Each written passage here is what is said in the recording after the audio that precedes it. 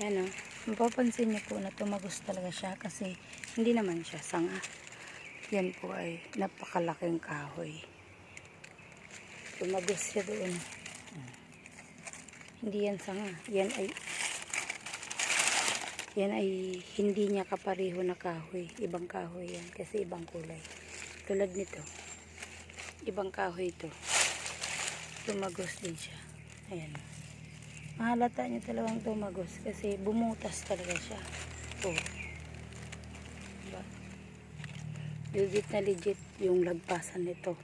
Na kapag ito ginamit sa sinong taong magagaling at mga taong magaling sa spiritual, yan po talaga ay tatagusan. Legit na legit yung gamit na to. Ito. May bala pang nakaukit. Ayan. Mukhang pinagtistingan. Yung bala nakagano. Ayan.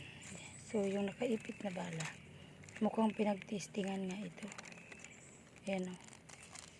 Pumutok. Pero yung dulo lang naipit dito. Hindi natin alam na lumang bala pala ito. Ayan o. Nakaipit dito. Kung saan yung lagpasan hindi sumabog, may dulo pa. O diba? Ang galing. May collection tayong bala dito nakuha natin.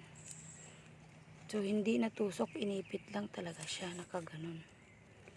Hindi natusok siya. Hindi nasaktan yung ugat. So ito pala dito, pinagpraktisan na talaga. Kaya may nakita man tayong coincidence na bala. Diba? Ayan. Bala man yan.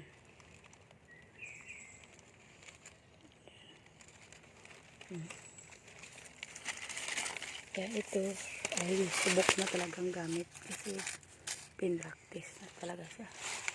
So ito i-collection natin yung bala.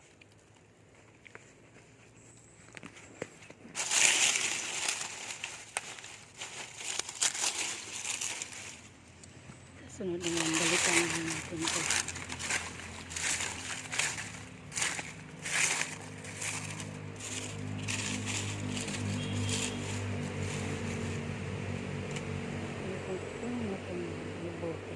Butihin na lang natin.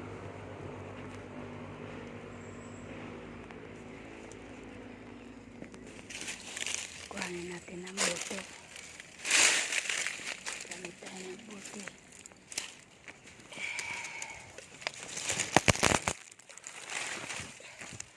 Yung pamputol natin kaya laman tayong pamputol, sabutihin natin siya.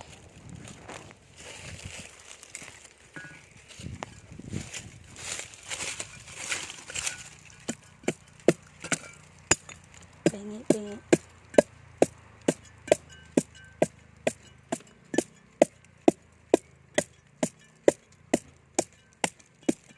yan, nakuha na.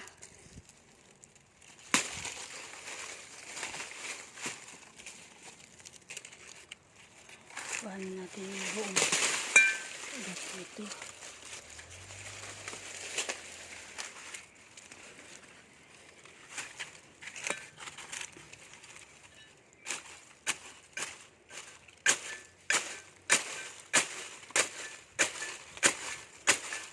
Tabi.